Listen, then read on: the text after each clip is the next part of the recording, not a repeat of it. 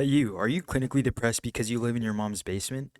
Do you spend all day playing some knockoff Roblox anime game because you're a loser? We want to know how to change all that? Subscribing to my channel. Hey guys, welcome back to another video. Make sure to join my trading hub, link in description.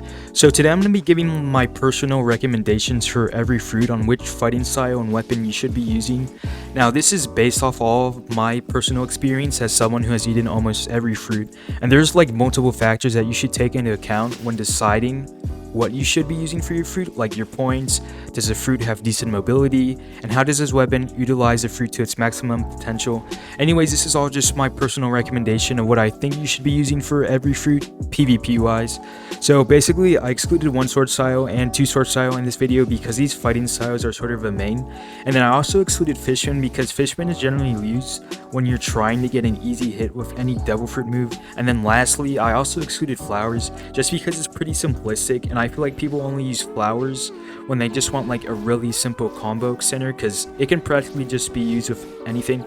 Anyways, I'm gonna get straight to the point and just give a weapon and a fighting style for each fruit. First, we have the commons. I recommend using Blackleg for both Spin and Kilo, and for Suke, I would recommend using Roku. For all three of these fruits, I would recommend using any weapon. Next up, we have the rares. For Bari, I recommend using Blackleg and either Gravity Blade or Kraken Blade.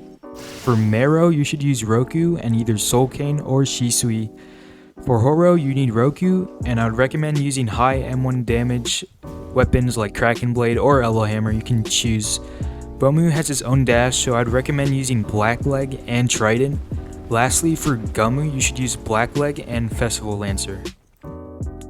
Moving on, we have the Legendaries. Now, Zushi requires good care to land its move effectively, so I'd recommend using Blackleg and Kraken Blade, or you can use Gravity Blade because it's meant to be used with Zushi. Now, Gura has great block breakers, so I recommend using Roku, and for the weapon, you can either use Trident or Shisui. Next up, we have Suna. Now, Suna doesn't have great mobility, so I'd recommend using Roku, and any fast M1 damages like CC, Soul Cane, or Trident. Hiei has great mobility, but I recommend using Roku and Soul Cane / CC or Kraken Blade.